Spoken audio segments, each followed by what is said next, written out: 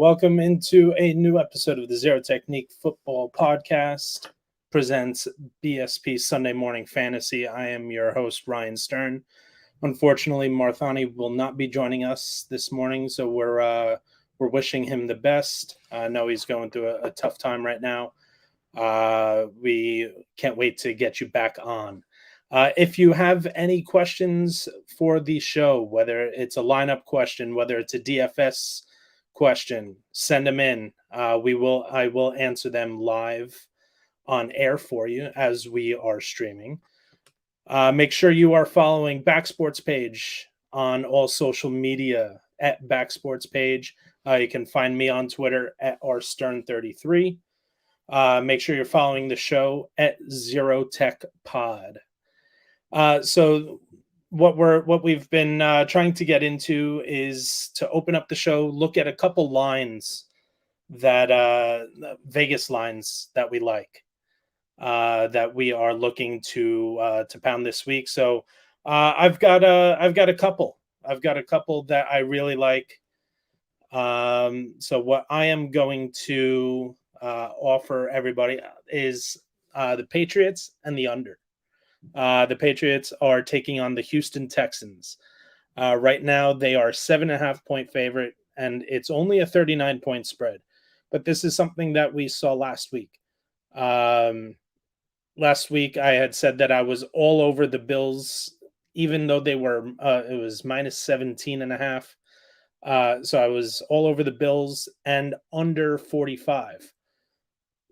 And guess what? The Bills destroyed them, didn't allow a point, and still kept it to the under.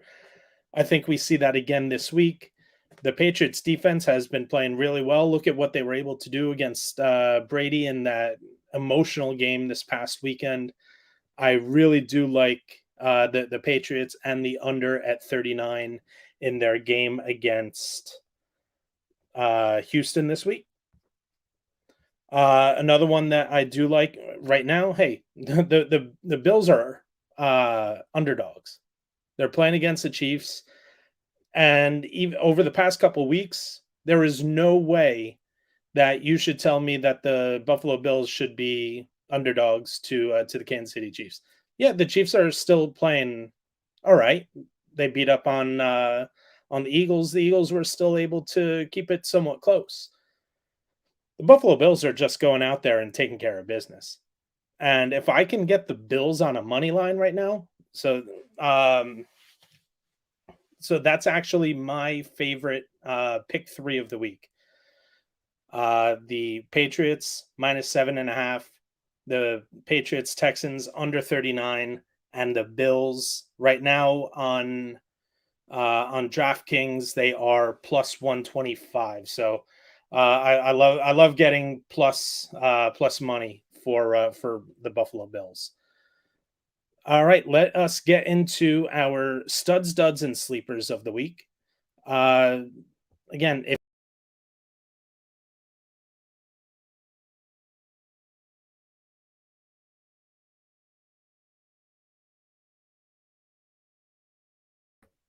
sorry about that. If you have any questions for your lineups, make sure you are you're sending them in the comments. I will answer them live on air. So let's get into our studs, duds, and sleepers of the week.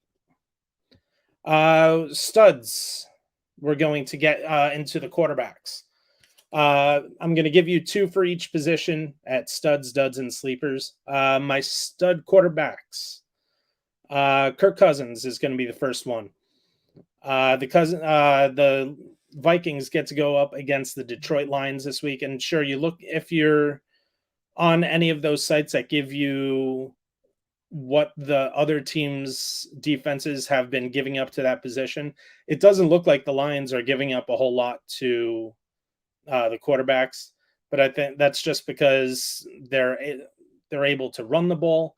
There is no Dalvin Cook this week for the Minnesota Vikings. So if you are listening, make sure you're getting Dalvin Cook out of your lineups. And the one game that we have seen so far this year where Dalvin Cook has missed, look at what Kirk Cousins did. They trusted him. They put the ball in his hands, and they allowed Kirk Cousins to dictate the game. He had one of the most sound games of any quarterback this week. So I absolutely love Kirk Cousins this week. And in terms of DFS, if I'm looking to pay up for a quarterback, I'm going to look at Aaron Rodgers.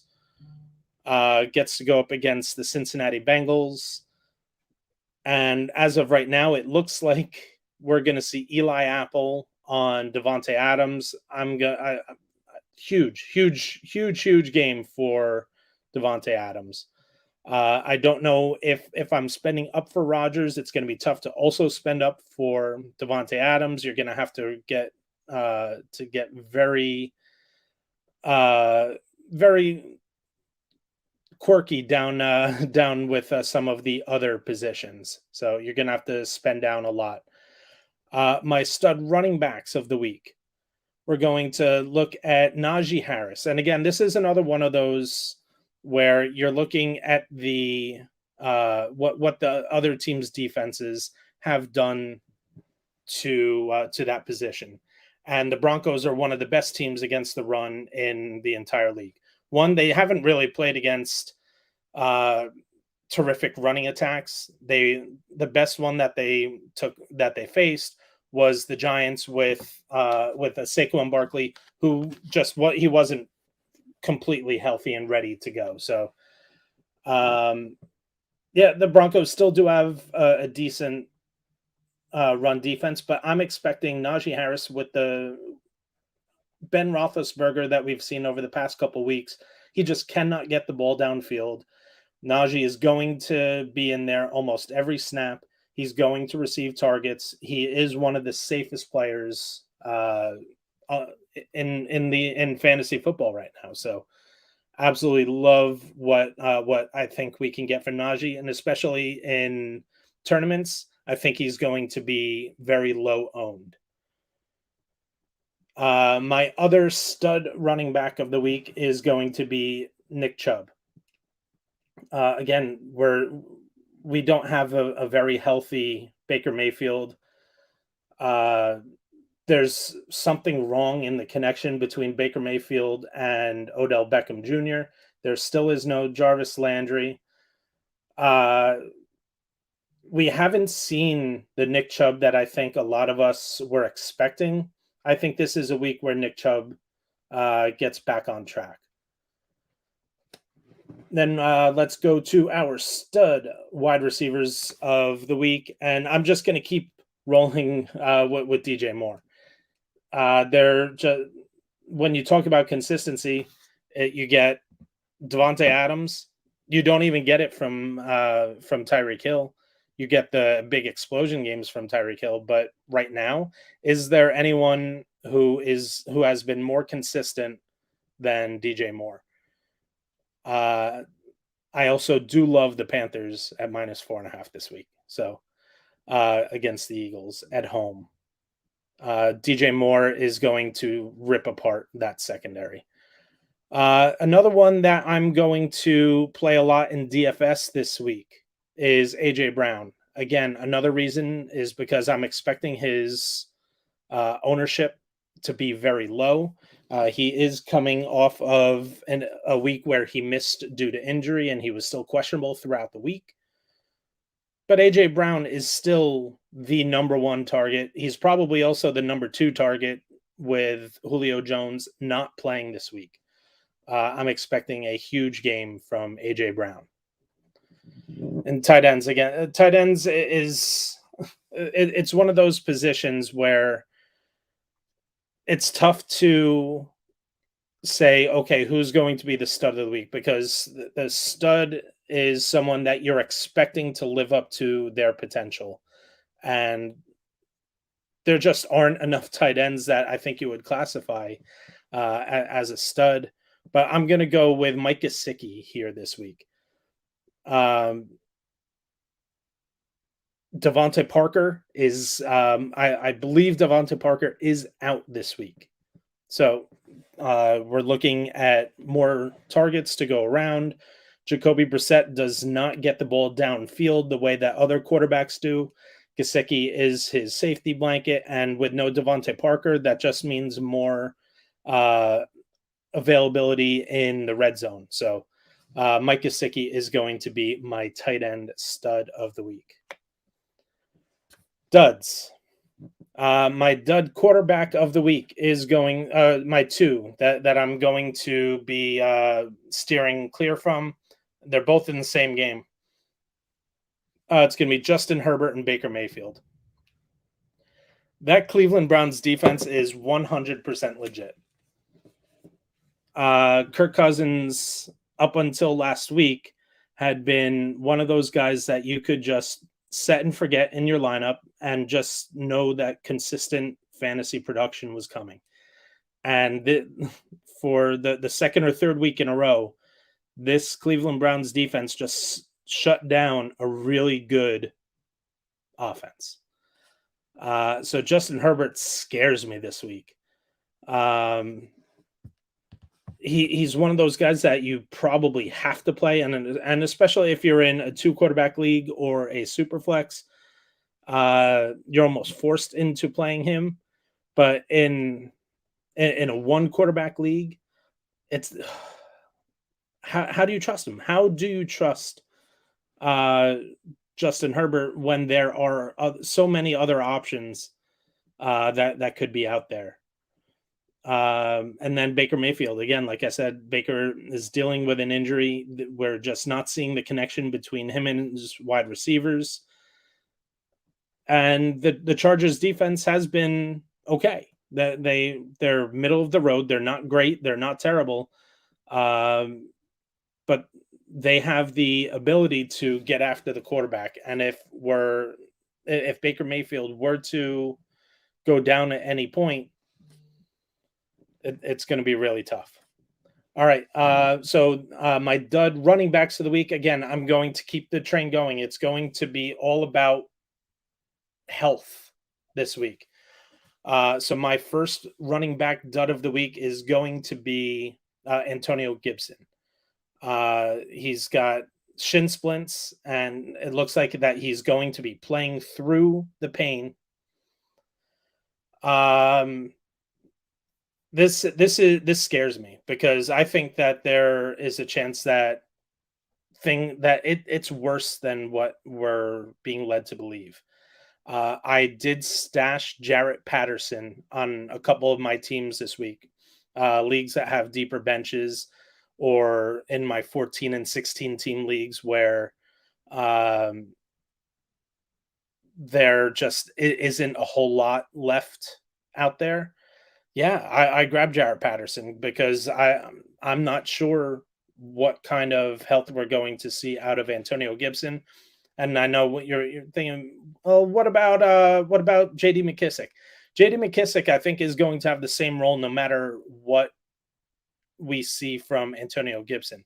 Jarrett Patterson is going to be the guy that receives the biggest uptick in touches should we see Antonio Gibson go down. So Jarrett Patterson is a name to keep an eye out. The other one is Chase Edmonds. Chase Edmonds is someone who is dealing with a shoulder injury. And what we've seen from James Conner over the past couple weeks, they trust him, especially in the red zone and inside the 5-yard line. Look at all the amount of times that he's been able to cash in. We're starting to see him get back into that 5 yards a carry that we saw early in his career in Pittsburgh. This is a great offense. It's an offense that you want to get pieces of no matter what. So I absolutely, I really like James Conner. And I think that because of that shoulder injury with Chase Edmonds, they're going to rely more on Conner this week. So I am steering clear of Chase Edmonds. My wide receiver duds of the week. First one is going to be Mike Evans. There's 2 reasons why I'm steering clear of Mike Evans this week. One, the Miami Dolphins have a very good secondary. They have 2 of the top 10 or 15 cornerbacks in the league. And the second reason, when all three wide receivers are healthy for the Tampa Bay Buccaneers, Mike Evans just does not produce at a level where if either Antonio Brown or Chris Godwin is out. So, um, Mike Evans is someone that I am definitely steering clear of this week. Another one, my other wide receiver dud of the week is going to be Brandon Cooks. Brandon Cooks is going against his former team with the New England Patriots. And what is the one thing that the Patriots do better than anybody else?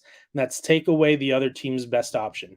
And it is clear who the Houston Texans' best option is in this game.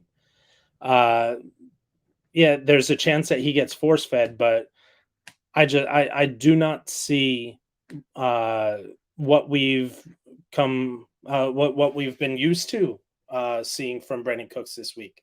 I think it's one of those weeks where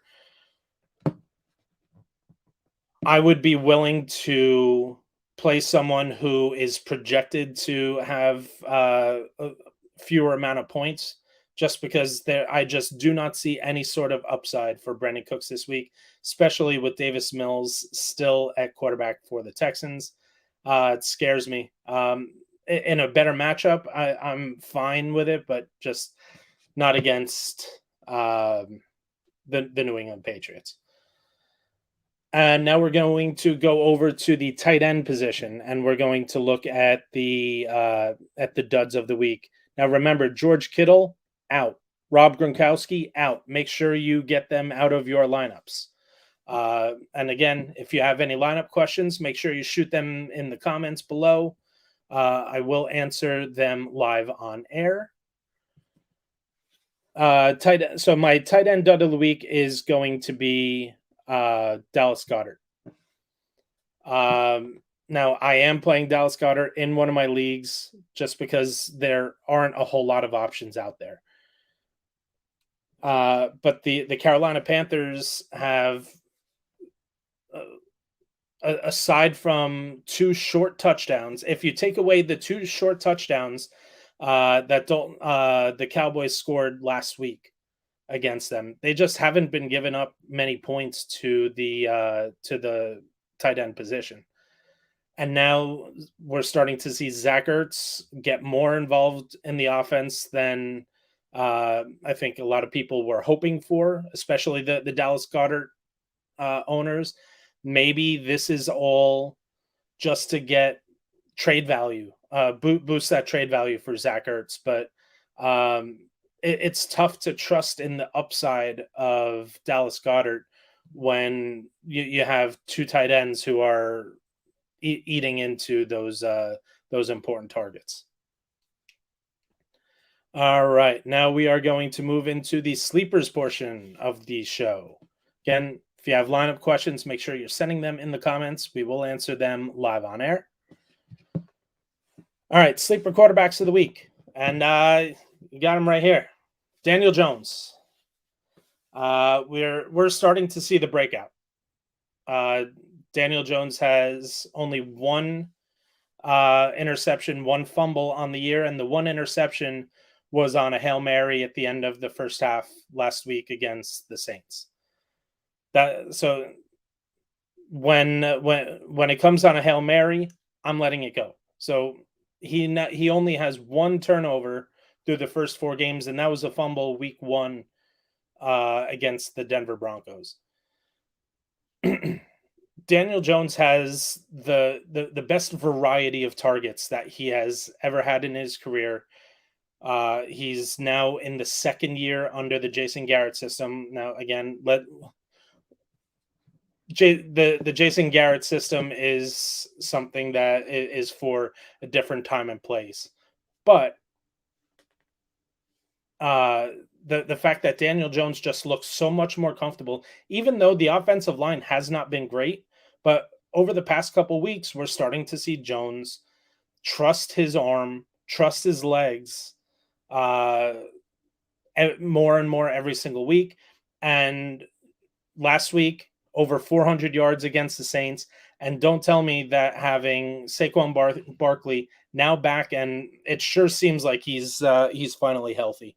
You can't tell me that it's just a coincidence.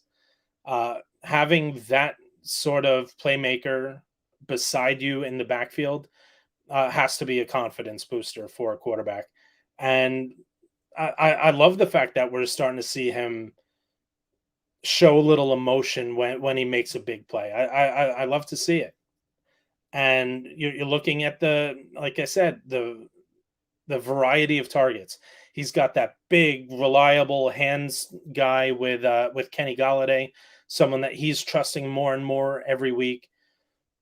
You have someone like a Kadarius Toney that you can get the ball. If you can get the ball in his hands near the line of scrimmage, get a block or two, he can make something big happen. He certainly is one of the more electric players with the ball in his hand over the last 2 weeks. We're starting to see the Giants incorporate him more and more into the offense. And then you add someone like a John Ross, and I think a lot of Giants fans forgot that John Ross was on the team. He got injured, so I think it was week 1 of preseason, and we didn't get to see that breakaway speed that John Ross is famous for. And really, it may have even been the first play that he was on the field as a Giant. Goes for a 52-yard touchdown. Now I know there's some people. There were some that I think Daniel Jones had the touchdown taken away because Russ had fumbled and re-recovered the ball in the end zone. But hey, that sort of speed, and Daniel Jones throws a great deep ball. And John Ross he's going to be the Giants' Deshaun Jackson. He's going to be that guy that is going to be in there to take the top off the defense, to make sure that the defenses are not just hammering underneath. All right, we have our first question from Chase Brooks. You look like a Giants fan. That's it. Start Kenny Galladay or Chuba Hubbard.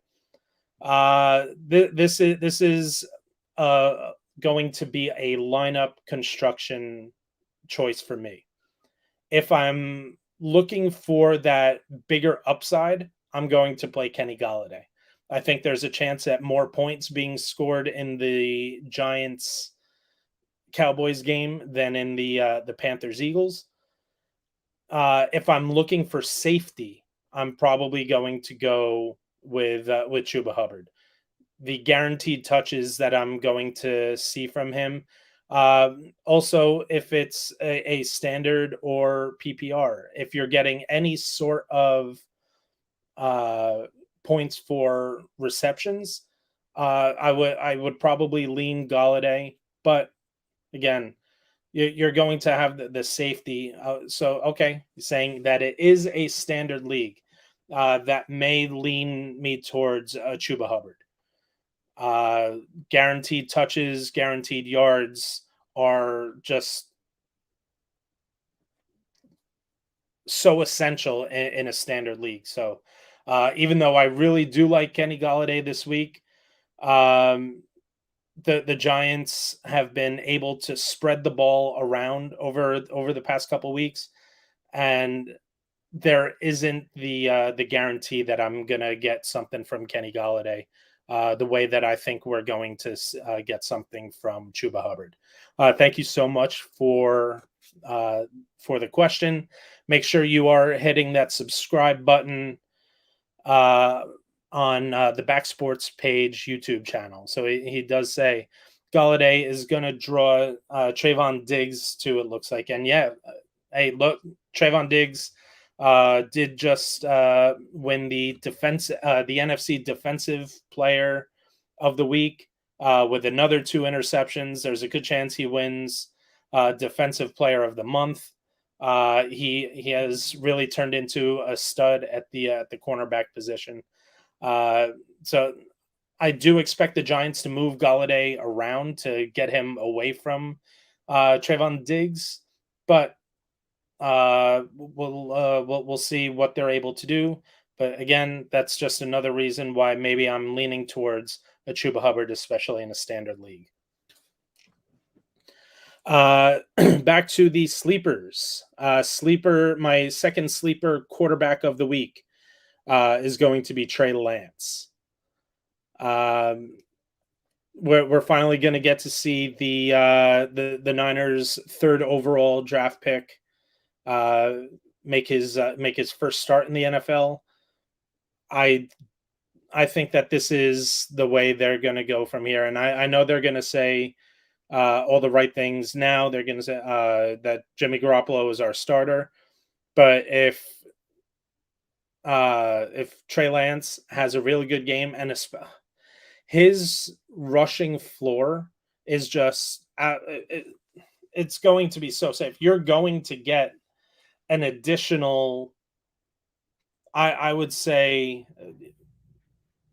so if he gets 60 yards, I think that's safe for what we're going to get from Trey Lance. They drafted him number 3 overall for a reason. They drafted him over Justin Fields. They drafted him over Mac Jones when everybody thought that they were going to draft Mac Jones. There's a reason that Kyle Shanahan drafted Trey Lance. He has an offense designed for Trey Lance. This is where we're going to get to see it. And if you do get those 60 ground yards, which I think is safe. I think that's like adding 150 passing yards to whatever you get from him at the end of the day. So Trey Lance is someone that I drafted a lot of places, especially I play in a couple Superflex leagues. Trey Lance was my number 3 quarterback, a lot of spaces. I'm in a 16-team league where I have Kirk Cousins. I drafted it. I was the second to last team to draft a quarterback, and I got Kirk Cousins. And I followed it up with Lance because I knew that they were going to make the transition to him. And I think this week I'm going to start Kirk Cousins over Trey Lance because in that league I'm 4-0. So the rest of my team I'm not looking for that upside that I would be expecting from Trey Lance. I'm looking for that safe play, and I think as I said in my stud quarterbacks, I have Kirk Cousins. So I think it's Kirk Cousins against the Lions. You can't go wrong.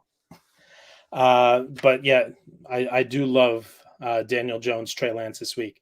All right, running back sleepers of the week.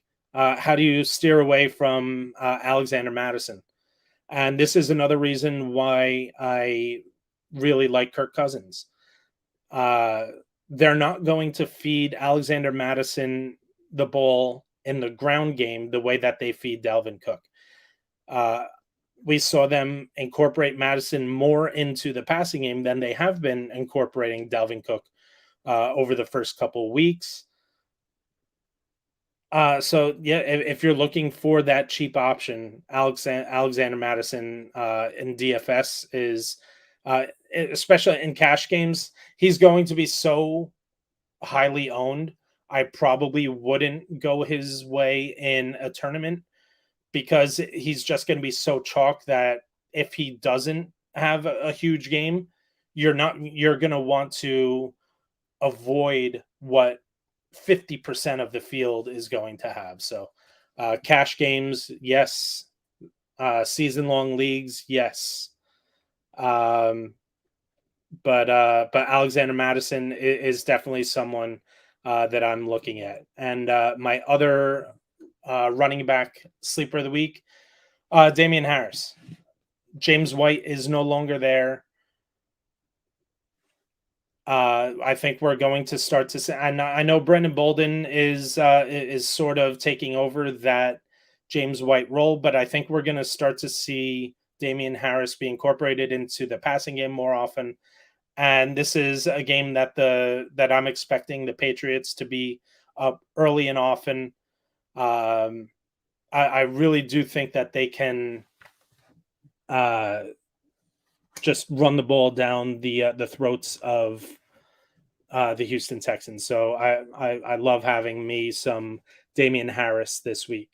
My sleeper wide receivers. My first one is going to be Marvin Jones Jr. In Jacksonville. There is no more DJ Chark. Laviska Shenault has been inconsistent at best. And I think Jones is becoming the safety blanket for Trevor Lawrence. All right. Another question I have Harrison Madison starting because Montgomery got hurt and Miles Sanders sucks. I would probably start the two of them over Miles Sanders this week as well.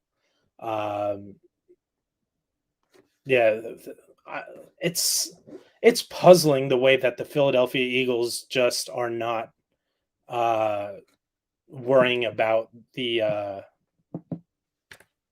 about Miles Sanders. My other sleeper wide receivers, I'm going to go with the Giants guys. If you're again in a standard league, maybe I'm leaning more towards a John Ross, because I think he's got the potential for the big time yardage and the long touchdowns. If I'm playing in a PPR, why not Kadarius Toney? I think he's going to be targeted a lot underneath, and he's going to rack up those PPR points. All right, that is going to do it for this week. Thank you to everyone for tuning in, sending in those questions. Make sure you're subscribing to Back Sports page on Facebook and on YouTube. Make sure you set those alerts so that you know when we are going live. Hope everyone has a great week, and make sure you get those points. All right. We will see you next week. Thanks again.